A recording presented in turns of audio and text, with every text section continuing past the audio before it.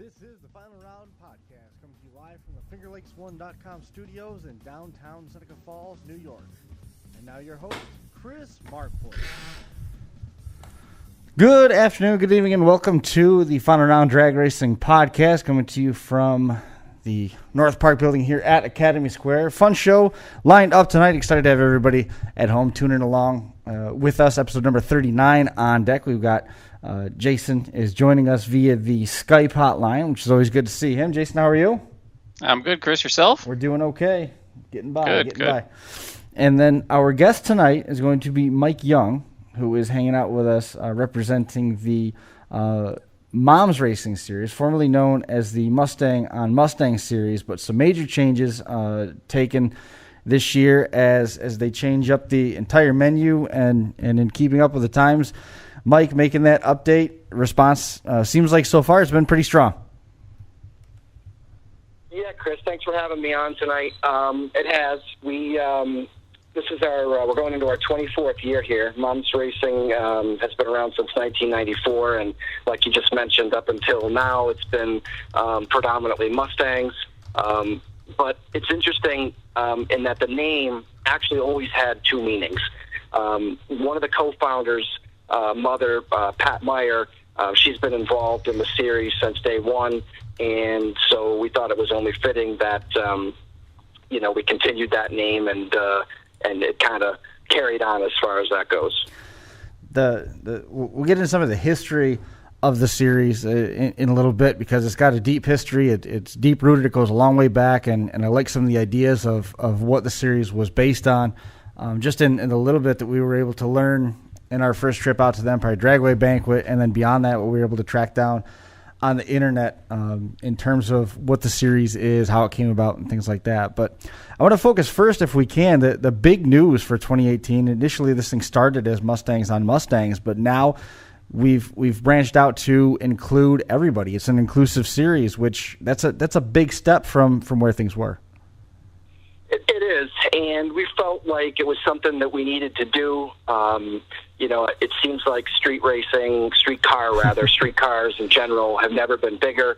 The manufacturers are coming out with newer and better vehicles, and there's all kinds of places to race, so we felt like we needed to step our game up and open it up to all the different vehicles that are out there that want to come race. So what we've done is we've changed it from the previous format of Mustang on Mustang. It was all Mustangs, and there was 6 different classes, and we've condensed it down into all makes are allowed, and there's 4 classes. Do you want me to take a quick run through them? Yeah, go for it.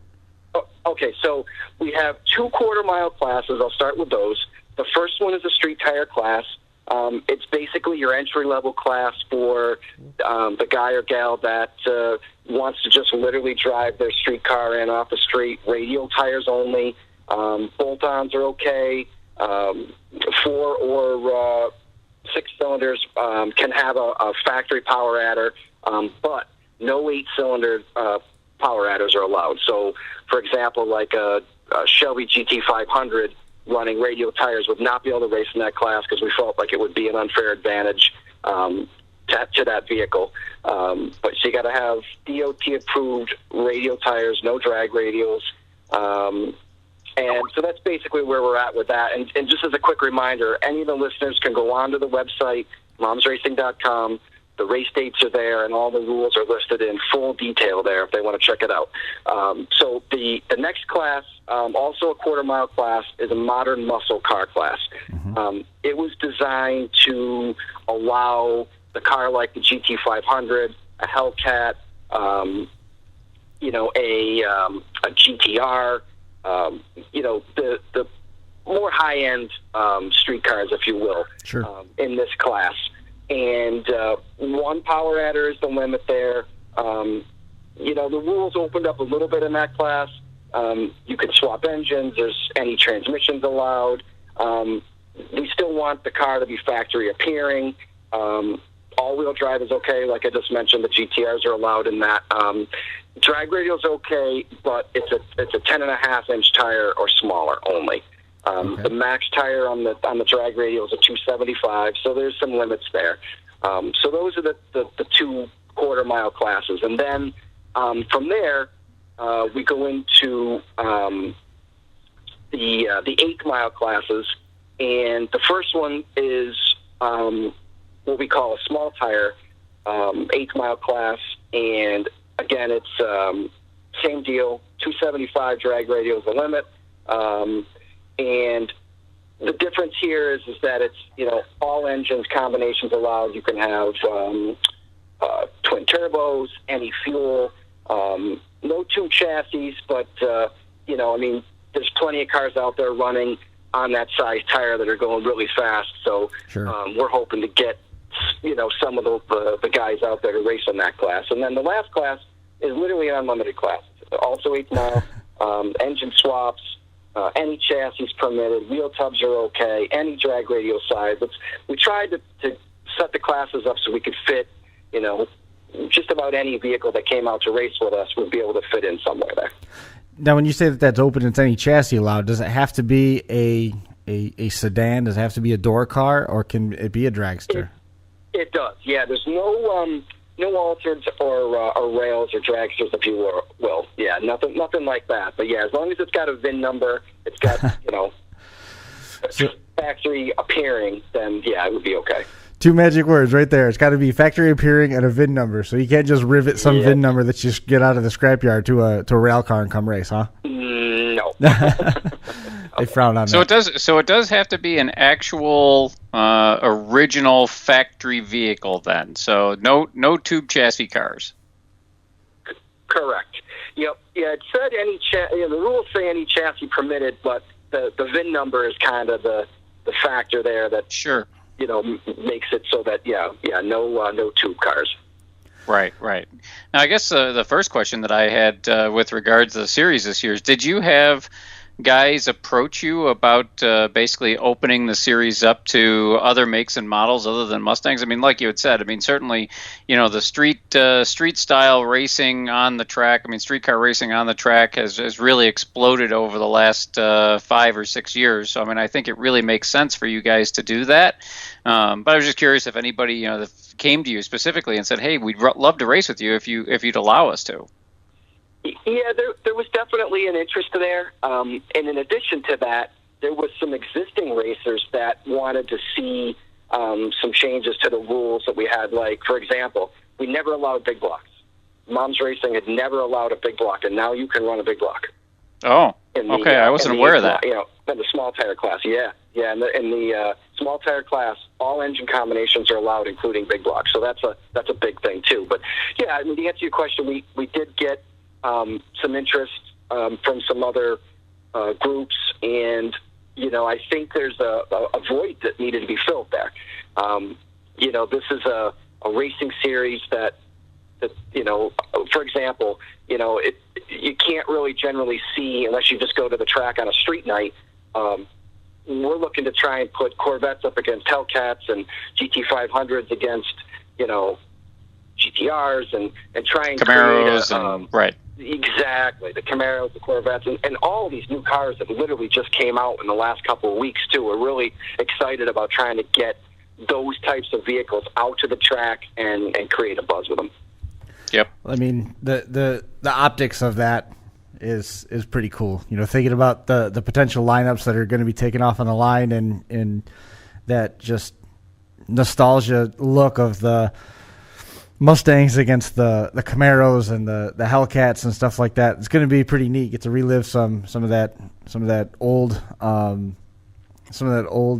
bragging rights racing from way back. Absolutely, and I think that there's certainly, from what I've seen on the forums and stuff like that, I think there's certainly a large amount of those cars out there. So we're hoping for a good turnout.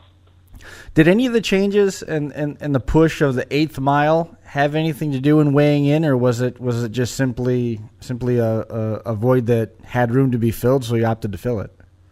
That's a great question. Yeah, some of the faster guys, it seemed like that was the way that racing was shifting. Mm-hmm. They run 8th mile. Their cars are already set up to run 8th mile. A lot of no prep stuff. So yeah, it just made sense for us to keep that those two faster classes in the 8th mile category. And that's a first for us, too. We've always been quarter mile only. And so yeah, 8th mile just made sense. The series originally started with just Mustang against Mustang, and there was some parameters even within that and what could and couldn't compete in the 24-year history. So tell me a little bit about how it all started and how the momentum began to build. Well, back in '94, myself and another gentleman started the racing series, and we were just trying to create a place, where we could take our cars, other guys and girls could take their cars and race, nothing against bracket racers, but we weren't bracket racers. We wanted the tree comes down and the first guy or girl to the other end wins. And right. That's what we were trying to create. Now, we took it a step further, and the rules for moms were different. Most organizations would have you qualify, put you on a ladder, and then you would run off different rounds. Moms was different in the way that everybody qualified. You got 3 qualifiers, and then there'd be one elimination round at the end of the night, and you would just simply race the fastest competitor that was closest to you. And in order to make it fair, we had a 2/10, 2 mile an hour breakout rule. That way there, nobody could sandbag, and then in the final, just, turn the car up or whatever, sure. and then win easily. So I think that the fact that the racing series had been around that long kind of spoke for itself, and we're hoping it carries forward with this new setup. I like it. And keeping that raw heads up style, I think is a pretty nice addition to moms as a whole, because you do get to, we talked about the optics of it. You get to relive all of that, without having to say that this is a nostalgia series at all. It's not. It's open to everything. But it just that bow tie versus blue oval versus Mopar, all of that stuff. It really makes me excited. I like the thought of all of it, and then with that heads up format is definitely a cool addition. Yeah, I agree, and we felt the same way, and it was received by some of the existing Mustang racers. Some of them didn't like it. They wanted to just stay, with just Mustangs. But like we talked about earlier, it was just a necessity. The car count started to dwindle a little bit. There's just so many other cars out there that had the potential to bring that excitement in. And then we obviously teamed up with Empire Dragway, and they've made a ton of changes and improvements to that racetrack. As a matter of fact, they're redoing the surface on the racetrack now, and their opening night is going to be our opening night. First cars that are going to go down the track will be on that Friday the 11th, which is our first race of the year.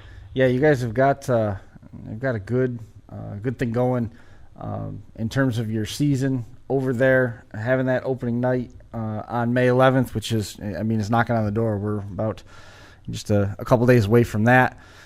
Right now, in terms of the feedback that you're getting, do you have any idea what your field is going to be? You're looking at 3 rounds of qualifying before you get into the heads-up eliminations, right? Correct. And this first race on May 11th is a warm-up. It allows us as an organization to get ready for the 4 races that will count for points. It allows the racers to bring their vehicles out and kind of see where they fit in the 4 new classes. And quite honestly, it gives the track a chance, too, because, like I just said, they're literally opening their doors for the first time. So I think it'll all work out. But as far as the buzz goes, we've changed the brand logos, and I would certainly encourage any of the listeners to go on to the momsracing.com website. We have a Facebook page, and we also have Instagram, and check out the new logos and all that stuff. And what we've seen so far is great. It's it's definitely exciting, and we're hoping that translates to car counts. The season thus far includes Friday night, May 11th, and even if a rain-out date, that's going to be moved to the 25th. Friday night, June the 22nd. There's no date set aside if that one gets affected by weather. July the 13th, and that'll be moved to July 20th if needed. August the 10th. Now it's moving to the 17th if needed, and September the 7th is going to be the finale. That is the outline of the season thus far. Has the series been invited to compete at any other tracks? This has sort of been an Empire home track division in my time around it. Have you ventured out? Have you given any consideration, or is there just this perfect mesh with what they offer at Empire and what Moms offers as a series? One quick change to that. So I actually addressed this earlier today. Empire's website was incorrect.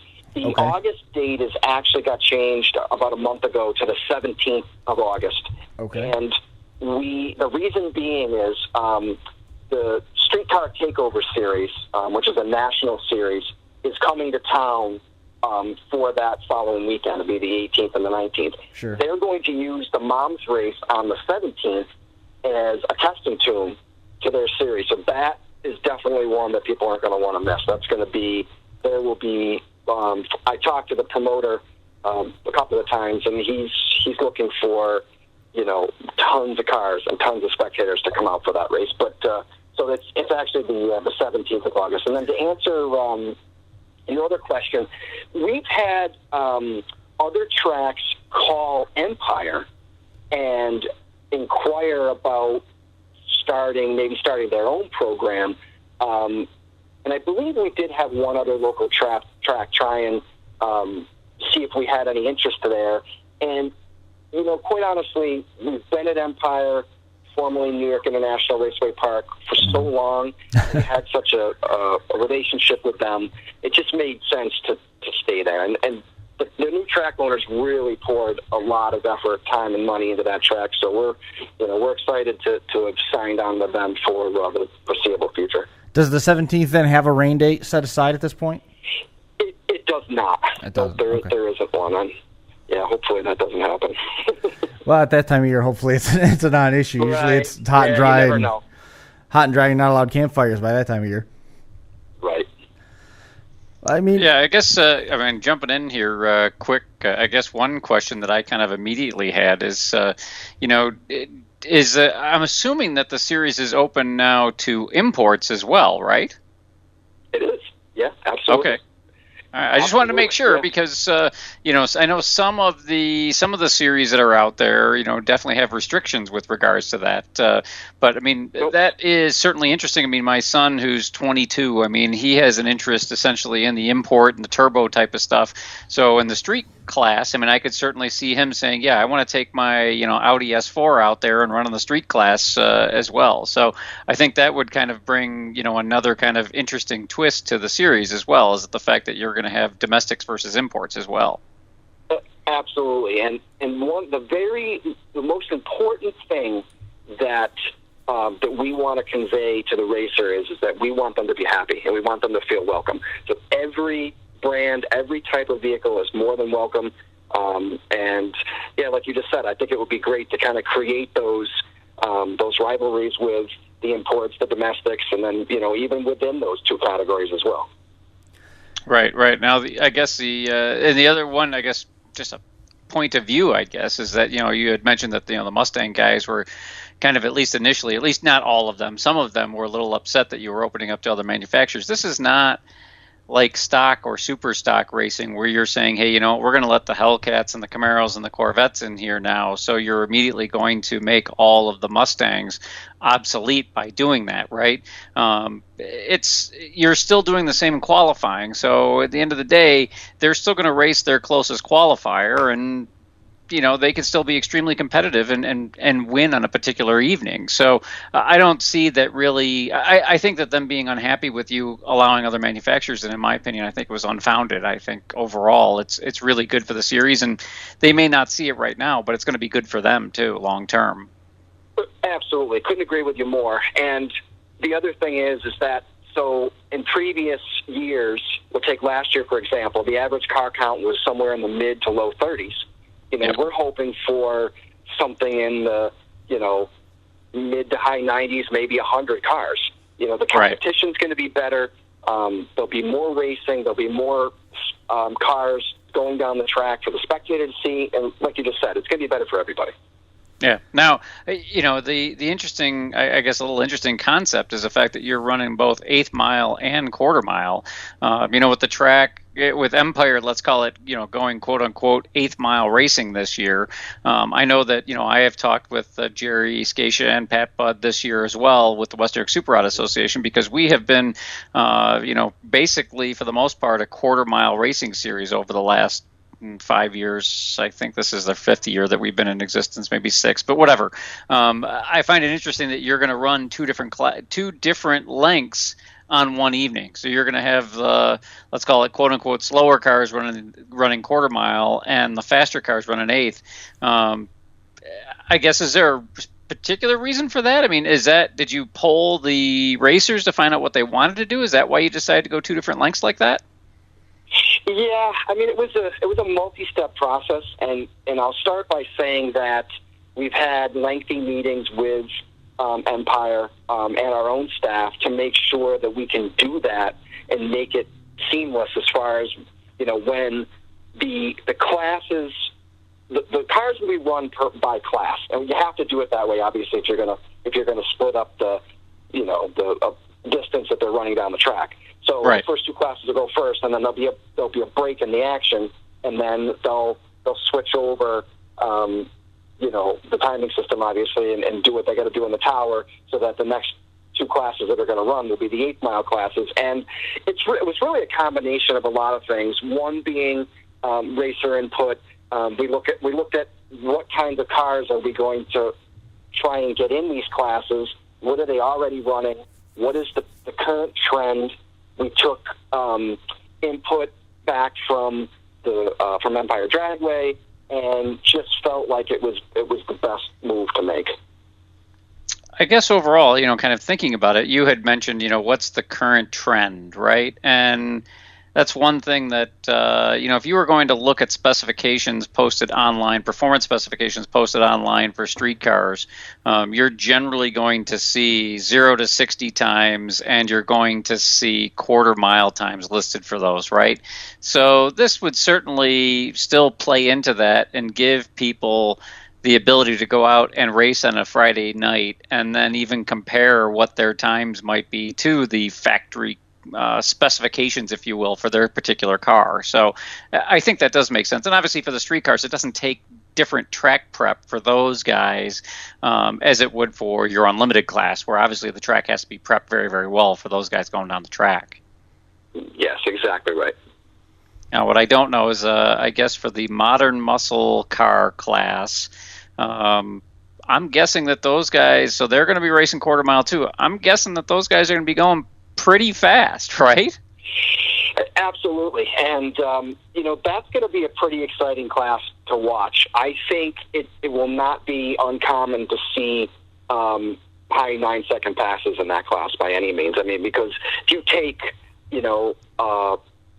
new Corvette or a GTR or a newer Hellcat, and you make a few modifications to it, and those cars are regularly running in the 9s. So yeah, I think that's going to be a real exciting class to watch. Yeah, that definitely should be interesting. I have to say, I'm definitely looking forward to seeing what guys will be able to do with those combinations, because it's still very limited as far as what you can do. I mean, obviously you have the unlimited class. If you want to go crazy, that's what you can do. But it really is incredible the amount of power that so many of these vehicles are making nowadays. And now you say, okay, well, you can take your Corvette and put it on nitrous or put a supercharger on it or something like that. It'll definitely be interesting to see what one of those cars can do in the quarter mile for sure. Yeah, I agree. And you guys have been out there. You've seen some of the races, and we would encourage your listeners to come out as well. And it's hard to explain. You just need to experience it for yourself. But when the final round happens at a mom's race, and you've got a bunch of people on the starting line, and some of these rivalries that are going to be made, I think it's going to be pretty cool. I have to say, to a certain extent, I have never raced Well, I guess aside from a time trial, bragging rights with a buddy of mine, I've never raced my car all out. It would be fun to be able to race an all-out style class. Now, I guess I could come run. The only class that my car would fit into would be the unlimited class. I could go and make my time trial or qualifying runs in the unlimited class, and then I guess have at it.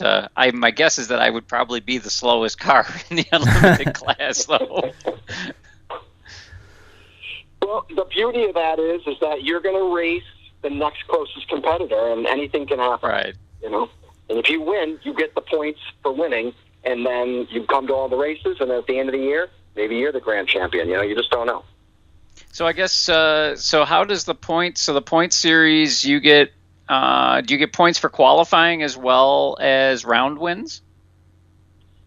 That's a good question. They've revamped the points a little bit, and that's still kind of a thing in progress. But yeah, you're going to get points for showing up, and something for qualifying, and then you would get the round win or the final round win points, if you will. And if you lose, you don't get any points. So right. And exactly what the numbers will be, that's still yet to be determined. Right. Now, entry fee. Because I've never raced with you guys. I mean, I really have very little knowledge of what it takes to race with you guys. So entry fee. What is the entry fee to race with you guys on a Friday night? So this is how it's going to work for 2018. You come through the gate. It's $15 at the gate, payable to Empire. That's your track entry fee, which is reduced by them for a Mom's racer, and then it's an additional $15 to race in Mom. So it's a total of $30. So very cheap. Yes, very affordable. But yeah, compared to what it costs you to race in something organized like that across the country, yeah, very affordable. Yeah. Okay, so that's and that's nice. That'll really give. I mean, I think you're right. I think you're really going to be onto something with regards to being able to get more cars out there. I know my son was thinking about going out to the track. Like you said, you mentioned that. You mentioned that they're working on the track now.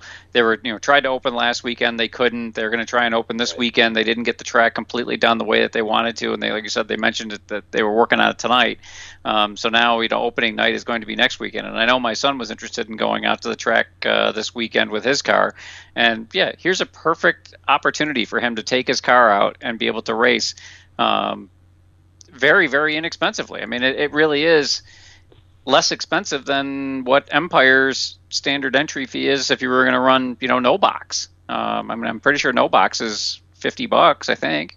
Right, that's absolutely right. Yeah, you're racing in an organized racing series, with structured rules, and there'll be really nice trophies this year at the end of the year. There'll be giveaways. There's going to be all kinds of stuff that we're going to roll out, later in the year. So, yeah, I couldn't agree with you more. It's really a bargain for what you get. So for new racers, I guess, what, because of you guys opening it up to so many different cars now, I expect you're going to see a whole bunch of different people, and probably a bunch of people that may have never gone down the racetrack previously.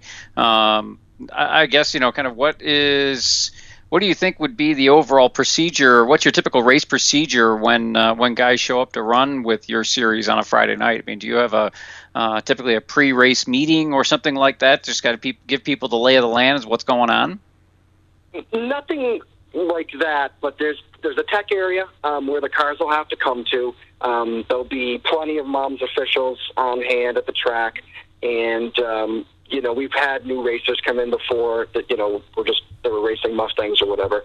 And, we'll be there to kind of guide them through and help them and answer any questions that they might have. But the tech area is where all that stuff will get explained. We'll get them with the car tech, figure out what class they fit in, answer any questions that they have, and help them out throughout the night.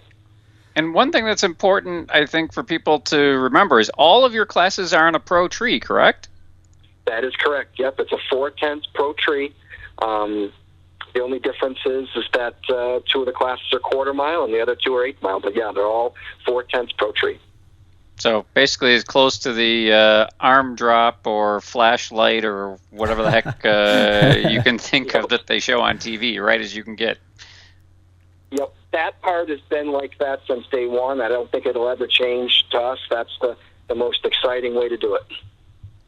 Well, I couldn't agree more from that standpoint. Being a super gas racer, it's one of the things I really love about super gas is the fact that it is heads up Pro Tree style racing. That I really do enjoy that. I don't like the breakout aspect of it so much at times, but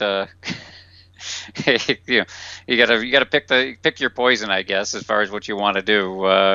And I guess from that standpoint, you have a 2 mile an hour, and what was the other aspect of the breakout after the qualifying? Yeah, it's 2/10 and 2 mile an hour. The only change to that, the only difference is if you were the number one qualifier and the next closest competitor, so say you're the fastest on the property and you run 750 flat, and the next guy runs 770. Those 2 cars don't have to adhere to that because they're the fastest cars on the property. We want the best show for the spectators. If those guys or gals break out, we don't care about that. It's basically everybody else. It's 2/10, 2 mile an hour. If you go faster than that, then it's the sandbagging rule, if you will. Right. Yeah, and I mean that really makes sense overall. I mean, like I said, it makes for a better show. But if you're going to qualify in the top 2, there's really no reason to sandbag at that point in time. That's right. No, none whatsoever. I'm wondering, looking at the rules and some of the comparisons, is it possible then, if you bring a second set of tires or anything, to have a car running in 2 divisions through the course of a night at a Mom Series race? We talked about that, and theoretically, yeah, you could do that. As long as the car fit the rules in both the classes that you were trying to run, and you could make the lane calls and all that stuff, then yeah, I don't see why it would be a problem. That's kind of cool. Now, have you always had 4 classes, Mike? Was 6, nope, right? There was 6 previously. Okay. And we kind of whittled it down to 4, just to simplify things, and from a running the cars through qualifying scenario, it was just easier and better. So we're going to call the first 2 classes to the lanes. We're going to run them pretty much down, and then we'll make the call, and then we'll fill the lanes with the other 2 classes, and then we'll make that break in the timing system like I talked about earlier. Do you see anybody that runs multiple divisions when you had the 6 classes option for the Mustangs? I think there was a couple guys that did that, yeah. Like, I think there was a couple cars that would run in some of the street tire classes, but they'd also run in, say, the Power Adder class. Just trying to, bridge the gap there and do well, in the one class and still compete in the other. Yeah, there's really nothing that says if you had a street car that's still, or if you had, let's call it a modern muscle car or a street car, the street tire class, and vice versa, that had enough power to move up or down and you adhered to all the rules, okay, go ahead, have at it if that's what you want to do. I think the street tire class would probably have a hard time, a car from that would probably have a hard time moving into the modern muscle class and really being able to compete. But hey, if you can, give it a go. Why not? Exactly, and I think that was the case in years past as well. There's only going to be a small handful of cars that are going to be able to do that. But yeah, we welcome it. More cars going on the track, the better. Yeah, I think the big issue there, like I said, will be, would somebody be able to make the call? Right. And, if you had a street car, obviously a street car certainly could, but, somebody running an unlimited would have a very difficult time, I think, being able to, basically go down the track and let's call it the small tired class and then come back around and run unlimited. The car would just be too hot to be able to do something like that. But I didn't know if in years past, because it is Friday night's a typical test and tune night with Jerry, I didn't know if you guys would spread your classes out. But it sounds like you pretty much run, when you guys are called to lanes, you run one class to the next to the next to the next. Yeah, I can see there being maybe possibly a 10-minute break in between the quarter and the eighth, because with the 8-mile class, the street tire class, they're probably going to want to touch up the track a little bit, give the tower a chance to change over the timing equipment, stuff like that. So I could see that being the case. Now, with that said, we've talked about possibly having to either A, move up the qualifying times, or B, condensing the 3 qualifiers to 2 qualifiers, given the car counts. We're just going to have to see what happens. If we get 300 cars on a certain night, which we fully expect to have on that August 17th race, by the way, we'll have to plan accordingly. We'll just have to act, dependent on car count. Yeah, and it's it's tough. Gates open at 5:30 on Friday, I think. We've talked to them about that, and the gates are going to open at 5. Okay. Yeah, so I mean, I know that's always been an issue as well, is that typically Jerry will run a little bit more condensed program on Friday night as well. Trying to get all. I mean, obviously, being open Fridays and Saturdays, or sometimes even Fridays, Saturdays, and Sundays, he's got to get his employees home and then back there for the next day of racing. So I know he tries to generally kind of shut the lights off, if you will, at 11 o'clock. So, having 6 hours to say, okay, we're going to run at least 3-time runs and an elimination round, depending upon what happens with test and tune and oil downs and stuff like that, can get dicey at times.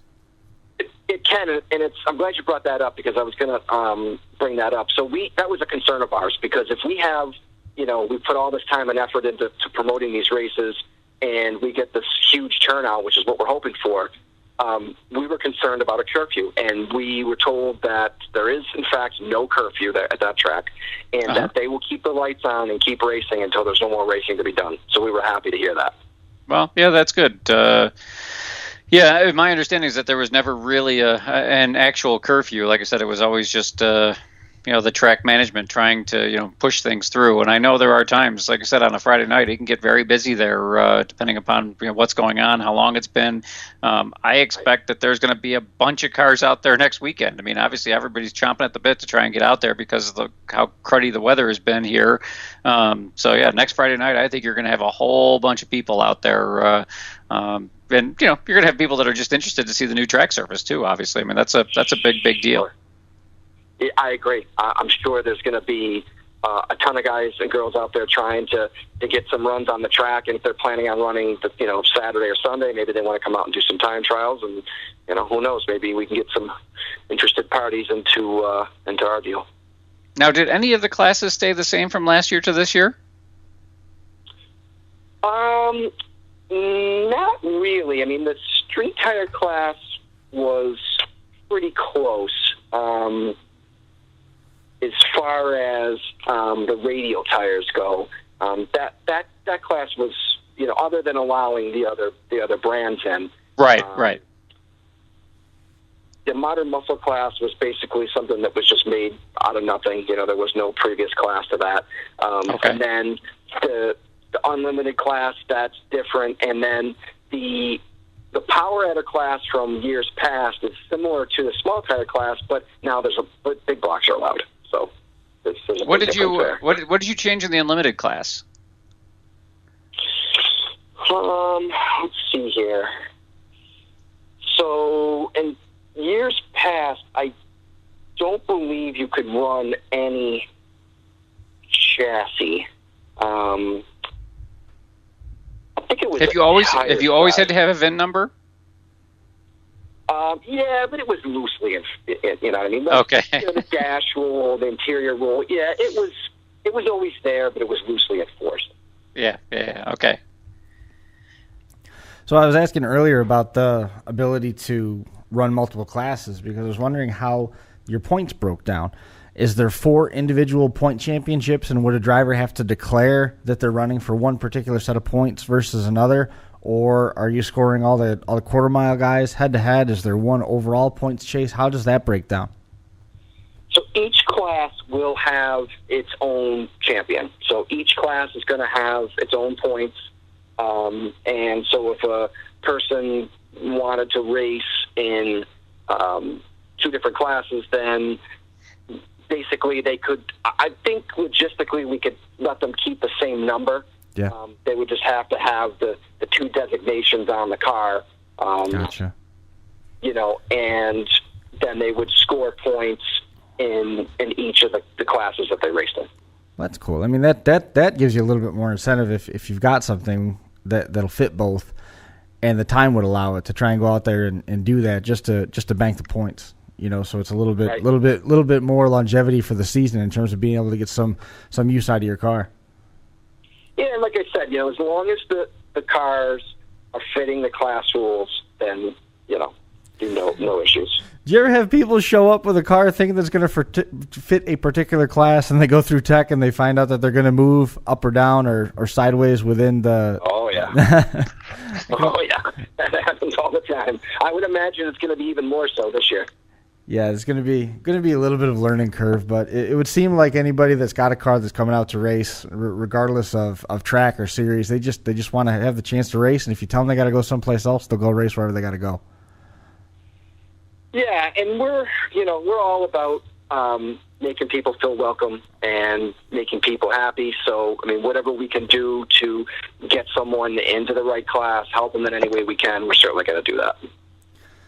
I do like that. I would say I'm sure it happens all the time, or has happened all the time, where you have a guy that says, "Oh yeah, I'm coming out to run the street class," and you're like, "Yeah, I'm sorry, this car does not meet the street class." Yeah. The rules in general, the rules of the street class, generally are street-driven vehicles, and it's like, all right, this is going to be, in most cases, a lot of times, I should say, you see cars that are way outside the spirit of the rules from that standpoint. So I'm sure that happens all the time. It does. It certainly does. And there's always, people that push the limits, if you will, and our tech guys are going to be on that to try and create the fairest racing environment that we can. Right. Now, Mike, how did you get involved in all of this? I was actually one of the co-founders. I lived in upstate New York, and I raced in Moms for a good number of years, and then I moved out of the state. I wasn't as involved in it as much as I am now currently. Just, geographically speaking, it was hard. But I would come back once in a while and, go to the races and stuff like that. But, I was one of the original founding members of it. And are you competing now today as well? I'm not. I am going to be the race director this year. I would like to maybe eventually sometime this year possibly get down the track, but my focus is on getting this thing up and running and making it as good as it can possibly be this year. Sure. So there's a big changes, obviously. I'm assuming that your sponsors were completely open to this as well, right? You didn't have any issues from that standpoint, did you? No. I mean, we're still in the process of finalizing all that stuff. I mean, it's just like anything else. Every year to year is a little bit different. Some people come on board, some people leave, and that's another reason for going in the direction we went. So now we just opened up things to so many different avenues, to allow us to try and gain sponsorship. Right. Yeah, and I would think that there would definitely be people that be very, very interested in getting on board, with the new format. Before, not that you wouldn't have performance, let's call it an engine shop or something like that would do it. But obviously, if you had, let's call it, Camaro Specialties or something in previous years, they'd be like, well, why would I really want to get on board and sponsor a Mustang series, right? Now you've really opened it up to pretty much anybody. Absolutely, and those are the types of shops that we'll certainly target because they can benefit from it. They're going to get a return on their investment, hopefully. And if a guy that comes out and races his car and he gets beat by a guy from that shop with a modified car, then that shop hopefully will get some business out of the deal. That's right. Yeah, I mean, and how nice will it be for them from a bragging rights standpoint to be able to say that our shop car went out to the track this past Friday night and dominated the street class or the unlimited class, right? I mean, that's pretty nice. I mean, so yeah, not only do you get the exposure at the track itself, but now you can use it as bragging rights on your Facebook page and your on your website, and you know darn well that in this style of racing, that's really big. The bragging rights issue is really, really big. It is, and that's really what the series was built on, because there's no payouts. You're not racing for money. You got rid of the money, and it's all about bragging rights. Right. Well, that's interesting. When this Moms is it 30 years now? No, 20. This is the 24th year. Okay, I knew it was a long, long time. 1994. Which is really, really a testament to you guys. I mean, was it just a bunch of guys that had Mustangs that basically started saying, I got the fastest car, no, I do, and you guys decided to start a series and go from there? Is that really how it all came about? Yeah, pretty much. Do you guys remember the old Fun Ford racing series? Oh yeah, yeah. They went out of business a long time ago. So Fun Ford came to what was then New York International Raceway Park. They came there one time. It was one stop on their circuit, if you will. Okay. And Jamie and I, the other co-founder, him and I, we were literally like, well, we want to race like that all the time. Because the only other option we had was to go to the track and bracket race. Right, That was the whole point of creating this. It was like, well, no one else is going to do it, so I guess we're going to have to do it. And we did. That's what happened. We created it, and we already had a small crowd of guys that raced with us. So it was pretty easy. We had 10, 12 cars right at the hit that, were interested in it, and then it just kind of grew from there. The most cars they ever had at a Mom's race was like 92. That was a few years ago. That's pretty good. Oh, that's a lot of cars for sure. Now, I guess from the Fun Ford, I mean, there was is it the NMRA that existed as well that was Ford-only stuff? Yep, that's correct. I raced with them, and I also worked for them as well. So, yep, National Mustang Racers Association. Okay. They spawned off of that, and they're still around today. They bought up the NMCA, and I think that's kind of like a joint racing series that they have going on there. But it's basically that's a Mom's race on a much larger scale, on a national scale, if you will. Right. Have you ever thought about or talked to those guys about potentially having those guys come out to Empire and do a joint race, if you will? I guess now it's even easier because of the fact that you allow all makes and models. I mean, that's probably there's more potential to do something like that, I would guess, right? Well, we have, and you might see something this year having something to do with that. They're still kind of trying to finalize stuff, but kind of like the Streetcar Takeover event that is already on the schedule. That's a possibility, certainly in the future. Yeah, that's very cool. Like I said, I'll be very interested to see you guys coming out to the track and kind of seeing the new format. I think it's pretty exciting. Yeah, I agree. I appreciate the time and letting us get the word out there, and we're hoping for some good car counts, and it should go well. The time that you spent out of state, and then referencing those other Ford Focus racing series that existed at other intervals, are there any other Mom style chapters any place, or is this pretty much strictly Empire at this point? This is it. As far as I know, to my knowledge, this is the only one that exists like this, and it's certainly the only one with these specific types of rules. It's kind of specific. We've never seen another racing organization that runs its eliminations like this. It's neat. It's a gem. It's something that Empire's fortunate to have, and I know they're excited to have you guys back with the effort and the time that they're putting into the track and the amount of attention that they give Moms year to year, both on the track in competition, but also at the year-end banquet as well. Yeah, Yeah, absolutely. They've been a great partner, and we look forward to working with them. We've spent a lot of time and effort over this past winter here, getting ready for this new season in 2018, and we're all pretty excited about it. Before we wrap up for the night, first, was there anything that we missed that we wanted to make sure that we hit on? I don't think so. You went over the dates. I would just, any of your listeners that are interested in the series, again, momsracing.com. You can hit the Facebook page, Instagram. You can go on the Empire site. There's a link there as well. The dates are all there. The rules are all there. There's an email at the bottom. If anybody has any questions, they can email the race director or the event director rather, and we'll get those questions answered right away. And then, of course, like we said, momsracing.com. Did you have any sponsors that you wanted to make mention of, or anybody that helps make sure that this thing keeps going? Because I'm sure it's not a one-person operation.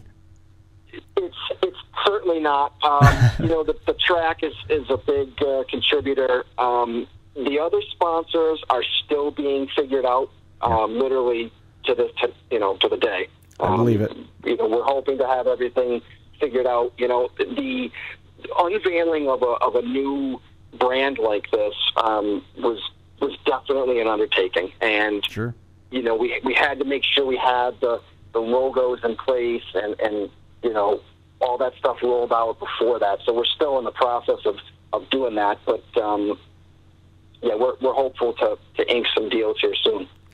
Well, be sure to keep in touch with us and let us know how things evolve and progress. And I'd like to hope that we can get in touch here probably towards the midpoint of the season and check in and see how things are going with those new changes and what response has been like. Absolutely. Yeah, that'd be great. I really appreciate your time and having me on. And, maybe we can catch up mid-season and we can give you guys an update. Well, for sure. That door's always open. Anytime you got news that you want to get out to the people, we're more than interested in having you come back. Fantastic. Greatly appreciate it, guys. Mike, I appreciate you coming on the show and hanging out with us for a little while. It's been a good one. A lot of information got shared, and congratulations on the expansion of the series. It sounds like you guys are heading in a real good direction. Yeah, I agree. We're looking forward to a great year, and appreciate the time. For sure, Mike. We'll talk to you soon. All right, great. Thanks for coming on. Thanks, Mike. Bye-bye.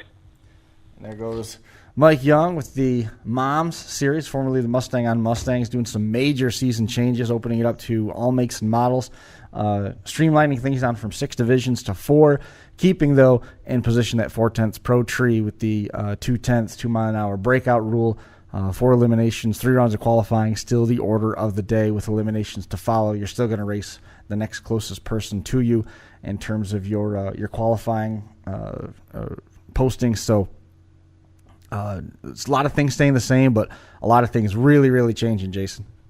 Oh, absolutely. I was just thinking about it. It's kind of interesting the way their style of racing overall. It's kind of called it's kind of like Chicago style racing. And in Chicago style racing, it's very popular in match racing circuits where you get 4 or 8 cars come in and they each make 2 time trials, and then and that after that the 2 fastest guys typically run off to be crowned the winner, if you will. And it's that. But at the same point in time now, we're still matching up everybody along the way as far as whoever's closest qualifier to you. So it gives everybody an opportunity to still race at the end of the night. That's the thing that always stunk with Chicago style, is you race like that. And, if you're not one of the top 2 qualifiers, well, you're that's it. You're going home. And in this particular case, you can come out and you don't necessarily have to have a car that runs I guess I would call it, I was thinking in the quarter mile, but if you said 8th mile, it doesn't have to run 450s in the 8th mile to be number 1 or number 2 qualifier. And you could run in the unlimited class, and like he had mentioned, I would probably be the slowest guy out there in the unlimited class, but I'd be paired up against somebody. So it's kind of an interesting little way that they make it so that everybody can still compete. Sure. But he did say that there was nobody else out there that was running ET's time by sundial. which mine would definitely appear that way when you'd be comparing me to the other guys in the unlimited class with the nitrous, 500 shots of nitrous and turbos and everything else that they're running. I mean, I could probably the Corvette. I could certainly get in the fives with the Corvette, but I think most of those guys are, like I said, they're in the fours or low fives. My car'd be awfully pedestrian out there, unfortunately. How's everything else going? You ready? I mean, you got to be chomping at the bit just like everybody else is. Yeah. I mean, though I have to say that I'm not a big fan of working out in the garage when it's cold. So really, it's just been this last week that we finally had some decent weather. So yeah, we got the trailer out actually of storage last weekend. We put new brakes on that. Got that out this earlier this week. I guess it was Sunday. We were over there, got the race car out of the trailer in the garage up on jack stands. Phil had new slicks, took those over to Tread City. So we got the new slicks on it this weekend. I'm going over. We're going to drop the rear end and transmission in.